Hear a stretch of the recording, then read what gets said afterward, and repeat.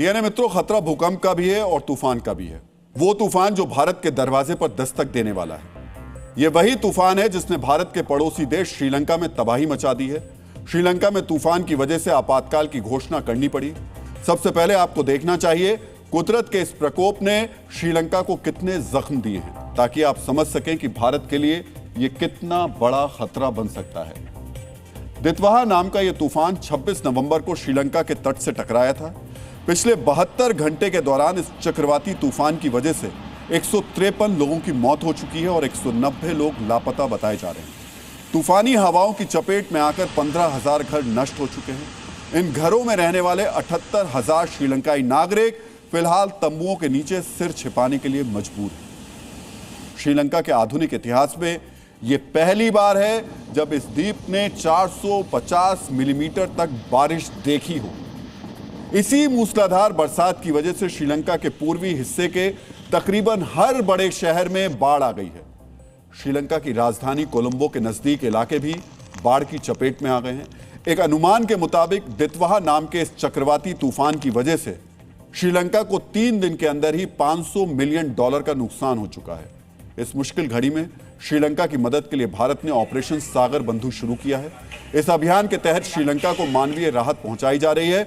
अब हम आपको भारत के इसी ऑपरेशन से जुड़ी जानकारी देने जा रहे हैं। ऑपरेशन सागर बंधु में भारतीय नेवी के साथ भारतीय एयरफोर्स और एनडीआरएफ को भी शामिल किया गया है। भारतीय नौसेना का विमानवाहक पोत आईएनएस विक्रांत और युद्धपोत आईएनएस उदयगिरी लगातार राहत सामग्री पहुंचा रहा है। भारतीय एयरफोर्स ने दवाएं और राहत कर्मी पहुंचाने के लिए 2 ट्रांसपोर्ट विमानों को भी तैनात किया है। बाढ़ वाले इलाकों से लोगों को रेस्क्यू करने के लिए एयरफोर्स के 4 हेलीकॉप्टर्स भी श्रीलंका पहुंच गए हैं। एनडीआरएफ के 80 अधिकारी और जवान इस वक्त मैदान में तैनात हैं। पिछले 2 दिनों के अंदर भारत से 21 टन राहत सामग्री श्रीलंका पहुंचाई जा चुकी है। श्रीलंका के साथ साथ दितवाहा नाम के इस तूफान की दिशा भारत की तरफ मुड़ चुकी है। मौसम विभाग के अनुसार आज रात या फिर कल सुबह तक दितवाहा की तूफानी हवाएं और बरसात पूरी तरह भारत के दक्षिणी राज्यों तक पहुंच सकते हैं। भारत में तमिलनाडु, आंध्र प्रदेश और केरल तक यह तूफान पहुंचेगा। मौसम विभाग को भी आशंका है कि पुडुचेरी भी तूफानी हवाओं और बरसात की चपेट में आ सकता है। इसी वजह से भारत सरकार ने एनडीआरएफ की 14 टीम यानी तकरीबन 350 अधिकारियों और जवानों को ड्यूटी पर लगा दिया है। तमिलनाडु और आंध्र प्रदेश के एसडीआरएफ को एक्टिव कर दिया गया है। तूफान में फंसे लोगों को बचाने के लिए भारतीय नौसेना, एयरफोर्स और कोस्ट गार्ड भी अलर्ट मोड में है। तूफान की वजह से 29 और 30 नवंबर को इन दक्षिणी राज्यों में रेड अलर्ट घोषित किया गया। पिछले कुछ साल में तूफानों से जुड़े अर्ली वार्निंग सिस्टम की वजह से भारत में जान और माल का नुकसान बेहद कम हुआ है, लेकिन केंद्र और राज्य सरकारें तूफान की पूरी निगरानी कर रही हैं ताकि इस बार भी भारत के निवासियों को नुकसान ना हो। जैसा कि आप जानते हैं, हर तूफान को एक नाम दिया जाता है। अब हम आपको दितवाहा नाम के इस तूफान का अर्थ बताने जा रहे हैं। डीएनए मित्रों, यह नाम यमन के मौसम विभाग ने दिया है। अरबी भाषा में दितवाहा का अर्थ होता है रेगिस्तान में बनी एक झील।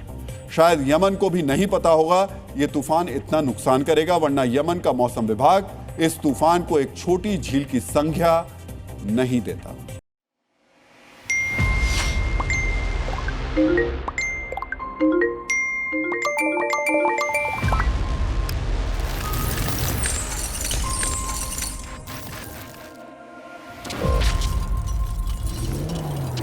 आज के दिन में कितने लोग आप में से हैं जिनका पहला हाथ फोन पे जाता है?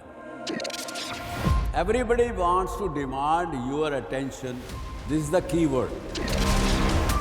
जो कंज्यूम करते हो आप इस डिजिटल टेक्नोलॉजी, कंज्यूम करने की जगह उसको इस्तेमाल करो क्रिएट करने।